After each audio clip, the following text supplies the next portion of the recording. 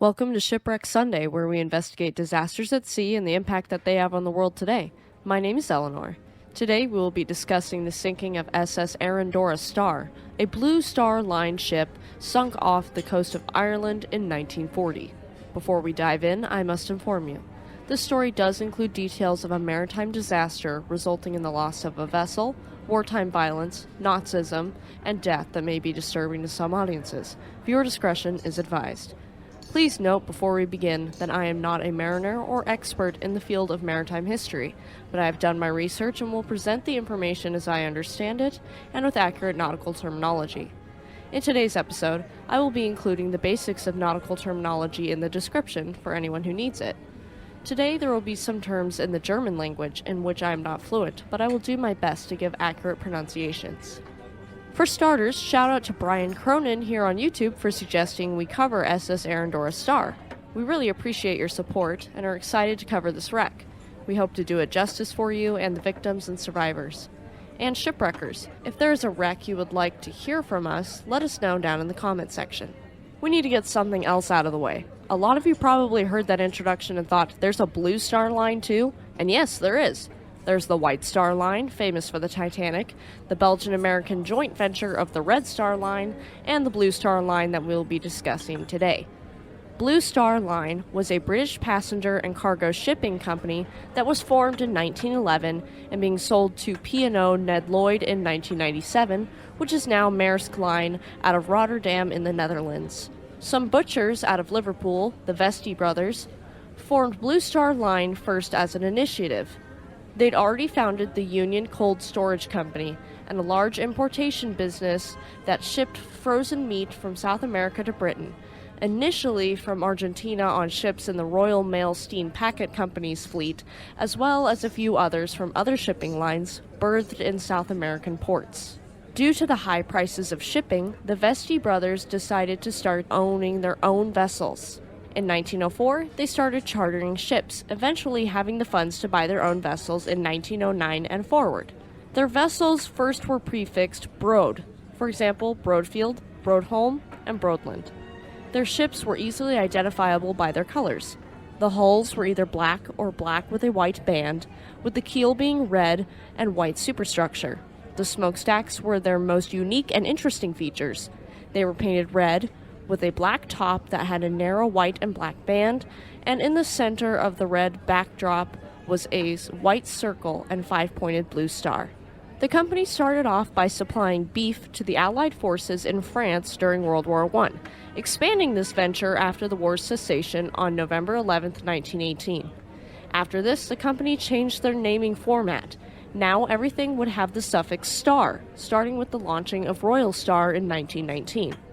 The company continued to expand through the 1920s and 1930s, acquiring the Frederick Leyland and Company in 1935 and running it as a subsidiary to their company. They also expanded into passenger transport, ordering ships in 1925, starting with 5 12,900 gross registered ton ocean liners built in 1926 to 1927 for the new London to Rio de Janeiro to Buenos Aires route. John Brown and Company of Clydebank, Scotland, the builders for many Cunarders, built 2 ships, Avalona and Avila. The 3 others were built by Camel Laird of Birkenhead, England, Almeida, Andalusia, and finally, Arandora. The quintet was called the Luxury 5, with all of them having refrigerated cargo holds to also be able to transport frozen meat along with their passengers. And with the introduction of the Luxury 5 brings us back to Arandora Star. SS Arandora Star was built in yard number 921 at the Camel Laird and Company shipyard, being launched on January 4, 1927, and being completed in May of that year. She displaced 12,847 gross registered tons until after her refit into a cruise ship in 1929, when they reduced the cargo space, where she would then displace 14,694 gross registered tons. She was 512.2 feet long, had a beam of 68.3 feet wide, and a height of 34 feet tall before the refit, 42.5 feet tall after the refitting. She spanned 7 decks, with a capacity for 164 first-class passengers, and after the refit she could accommodate 354 first-class passengers. You heard right, dear listeners, she was a luxury liner only for the first class. Her hull was white with a scarlet ribbon running down her side, her keel being painted red, and two of the classic funnels of the Blue Star line, and because of this look, she had two loving nicknames, the Wedding Cake and the Chocolate Box. And you know a ship is awesome when she gets a nickname related to any kind of cake, and wedding cake is the best kind. Her nicknames weren't the only thing that was impressive. She was propelled by 4 steam turbines, single reduction geared onto 2 propeller shafts. With this, she was able to have a service speed of 16 knots. For cruising, that's the perfect speed. She was designed as an oil-burning ship, but she also had coal bunkers. As Arandora, she passed her sea trials without incident, and in 1927, she started serving the London to South America route, though we were unable to find the date of her maiden voyage. By December of 1928, she'd completed 8 round trips and was withdrawn from her liner role, being taken in early January 1929 to the Fairfield Shipbuilding and Engineering Company in Glasgow, Scotland, for her refitting into a cruise liner, with the work being completed May 25, 1929. At this point, she was renamed SS Arandora Star. Her sisters would go through similar name changes and refits, being called the SS Avalona Star, SS Alameda Star, SS Avila Star, and SS Andalusia Star. Keep in mind her sister ships, they're important to her story later. On June 15, 1929, she sailed from Immingham in the United Kingdom in Norwegian waters for the first of many cruises in this area. She was also equipped with a tennis court just after her funnels on the boat deck, and a swimming pool was installed in the after well deck, which is a lower deck fore and aft, typically on the main deck level. For the next decade or so, there aren't exact dates available to us. She cruised in many locations. This included Iceland, Norway, Java, Malaya, Ceylon, South Africa, Egypt, the West Indies, Panama, Cuba, Florida, the Northern Capitals, and the Caribbean, Mediterranean, and Pacific Ocean. She went all over the world, serving her passengers dutifully, and became beloved by many. This is when she received her decadent nicknames. In 1936, SS Arandora Star would be refitted once more. In this refit, her main mast was removed, and the accommodations were extended to the poop deck. In 1937, Blue Star Line Limited transferred ownership of SS Arandora Star to their subsidiary, Frederick Leyland and Company Limited, with Blue Star Line acting as managers. The ship at this time was reclassified and re-registered. As we all know by now, World War II broke out September 1st, 1939, and when this happened, Arandora Star was en route to New York City from Cherbourg. She went from New York City to Halifax, Nova Scotia, where she was joined by the very first HX series convoy HX-1, back to Britain. By the end of September, she was requisitioned and assessed by the Admiralty at Dartmouth, Devon, England. There, it was decided she was not suited to become an armed merchant cruiser like RMS Empress of Britain was.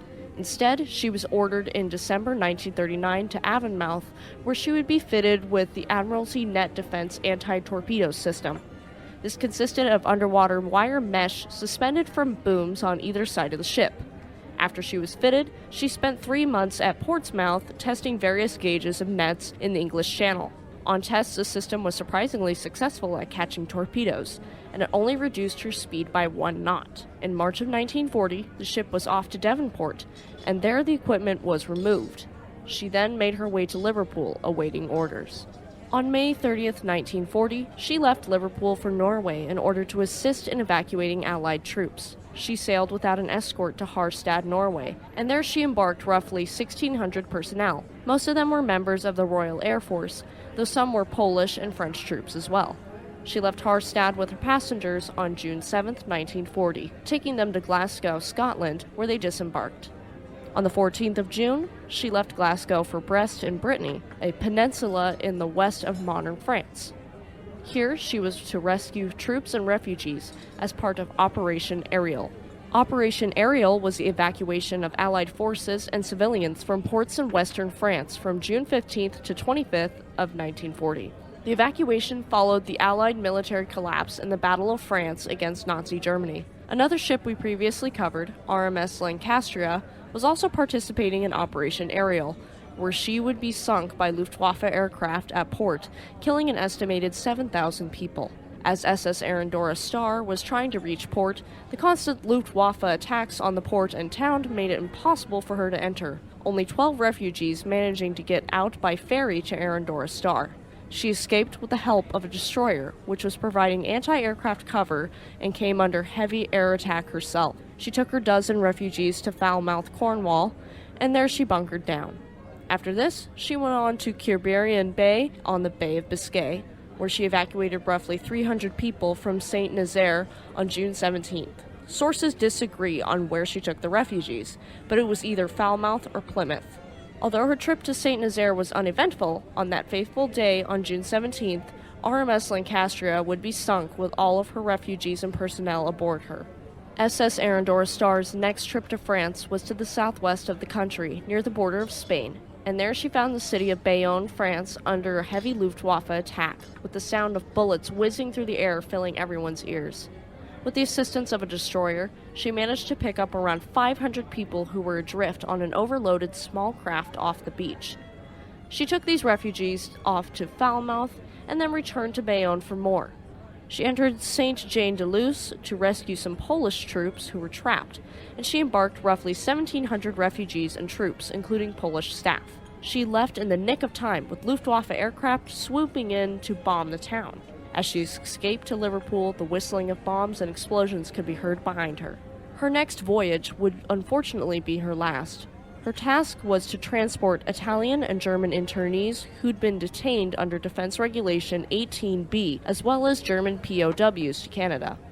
While berthed in Liverpool from June 27th to the 30th, she embarked 734 Italian men, 479 interned German men, 86 German POWs, and 200 military guards tasked with guarding these interned prisoners. Her master was Captain Edgar Wallace Moulton, and he was joined by a crew of 174 officers and men. She was heading for St. John's, Newfoundland, and the internees were destined for Canadian internment camps. Internment is the imprisonment of people, usually in large number, without charges or in the intent to file charges, typically during wartime, and often these prisoners are put in camps away from the general population. Now, sources once again disagree on some information here.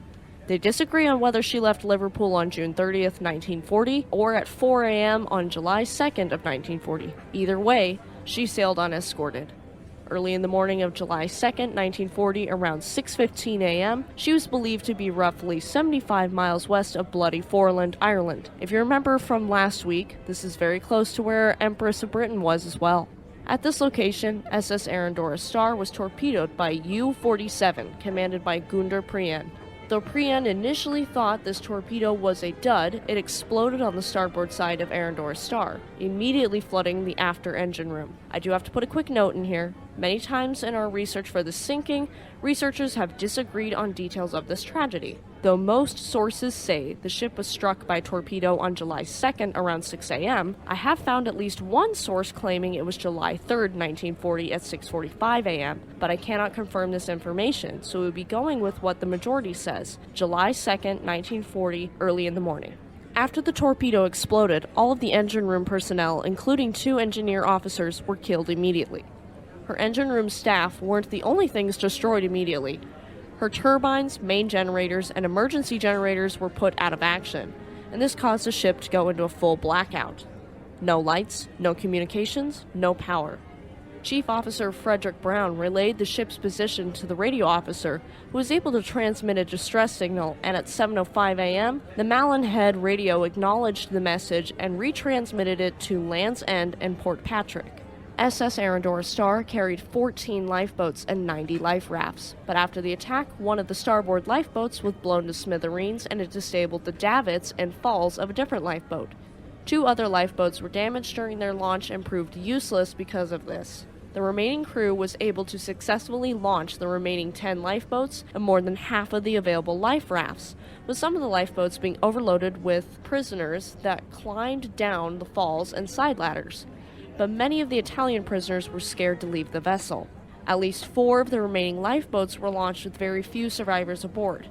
Another lifeboat got swamped by scared prisoners and survivors, sinking shortly after being launched because of the excess weight. Say what we will of the Nazis, they performed horrific deeds, often acting blindly on orders, but we do have to acknowledge the bravery of one particular German prisoner aboard SS Arandora Star. This internee was Captain Otto Bernfeind, and he'd been captured after scuttling his ship, the SS Adolf Warman. Bernfeind stayed on board SS Arandora Star, organizing the evacuation calmly up until she sank.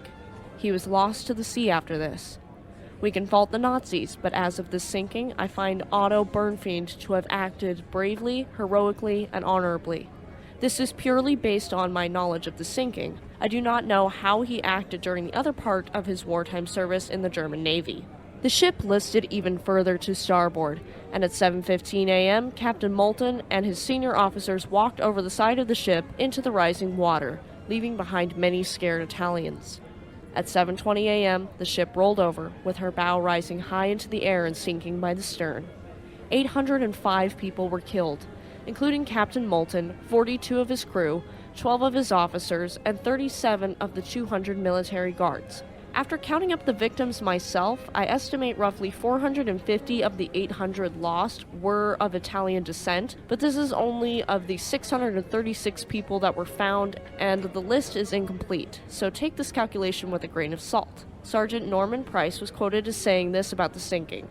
Quote, "I could see hundreds of men clinging to the ship. They were like ants, and then the ship went up at one end and slid rapidly down, taking the men with her. Many men had broken their necks jumping or diving into the water. Others injured themselves by landing on drifting wreckage and floating debris near the sinking ship. If you are wondering how they broke their necks jumping into the water, it's because of the design of life belts back then. When they hit the water, the life belt would shoot up and shoot their chin back rapidly, snapping the neck at the brainstem.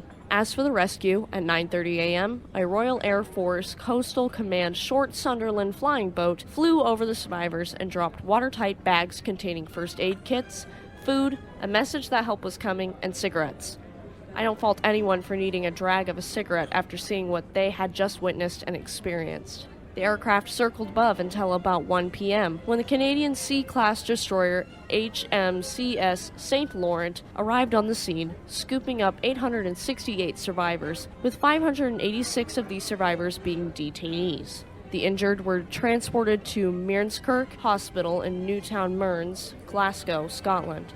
One of the survivors was a well-known athletics coach at the time, Mr. Franz Stampfel. On July 3, 1940, the UK War Cabinet received a report on the sinking, but its impact was vastly overshadowed by the Royal Navy attack on Mers el Kabir, French Algeria, that sank elements of the French battle fleet. The attack was on neutral French Navy ships as part of Operation Catapult, and took precedence over the sinking of SS Arandora Star to the UK War Cabinet. On July 30th, 1940, the first body was found, and it was that of 71-year-old Ernest Moruzzi, and he was found at Coughglass, Burtonport, Ireland. 4 others were found that day, and during August of 1940, 213 more bodies washed up on the Irish coast, of which 35 were identified as being from Arandora Star, 92 of which were unidentified, but were still potentially from Arandora Star.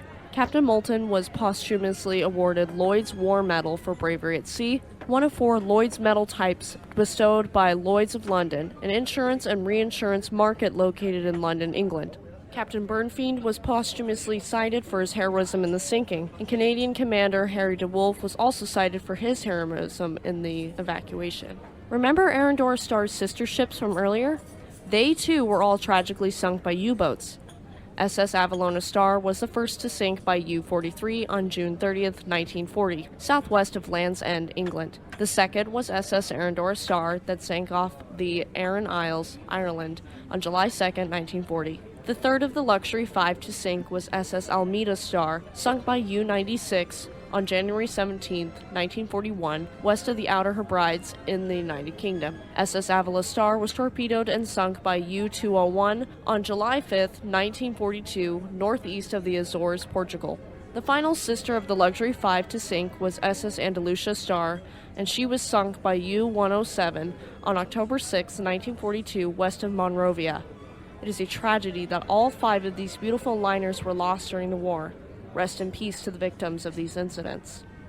The wreck of Arandora Star lies off the coast of Ireland, near the Aran Isles, and many of the bodies of the victims were swept away by the current to various points in Ireland and the Hebrides. The victims were buried in various places. Luigi Taparo, an internee from Edinburgh, and John Connolly, a Lavaut scout, lie buried side by side in a small graveyard of Termancara, Bulmet, County Mayo, in Ireland. Belmullet Gardai received a call from Anog Head that yet another body had been found there, and from the service book they found on the body, it was identified as a trooper in the Royal Dragoons, Frank Carter from Kilburn, London. He was identified by Garda Sergeant Burns. The body of 49-year-old Cesar Camozzi from Iseo, Italy, was found washed up on the Inishowen Peninsula in Ireland, and he is buried at Sacred Heart Graveyard, Cardano. 46 German civilian detainees being shipped from England to Canada are buried in the German War Cemetery in Glencree. One of these men was a former KPD member of the Reichstag, Karl Ulbricht. E.G. Lane, a private in the Devonshire Regiment, washed up on the beach near Ballycastle, County Mayo, and he is buried in the local cemetery there. In 2009, the Mayo Peace Park Committee rededicated his grave. An unidentified sailor, only known for his tattoo that said Chrissy, was found on the shores near New House on the coast of Kintyre, Argyll, and was buried at the local churchyard of Culzean. Many other victims were found and buried in many places, but these are some of the ones that we are aware of. The wreckage of one of SS Arandora Star's lifeboats still remains visible at Knock Volligan Beach on the Ross of Mull, largely buried in sand, but with its iron suspension hooks remaining above the sand. If you happen to visit this lifeboat, you will find a photograph of it from 1969 and an eyewitness account by Miss Bella McLennan found there. In 2006, this lifeboat was photographed, showing how the sand has built up around it over time. This episode hopes to honor the victims and survivors of the sinking of SS Arandora Star, and to bring awareness to the tragedy. Submarines and U-boats contributed to many sinkings during World War I and World War II, and all of their victims deserve to be remembered. Once again, thank you to Brian Cronin for the suggestion to cover SS Arandora Star. Tune in next week to hear us cover your second suggestion. Thank you for tuning in to Shipwreck Sunday. If you liked this episode and are listening on YouTube, please give us a like, leave us a comment, and subscribe to our channel. If you liked this episode and are listening on Spotify, Samsung Podcasts, Amazon Music, or another podcast service, please subscribe for more content and leave us a 5-star review, as it does help us reach more listeners like you.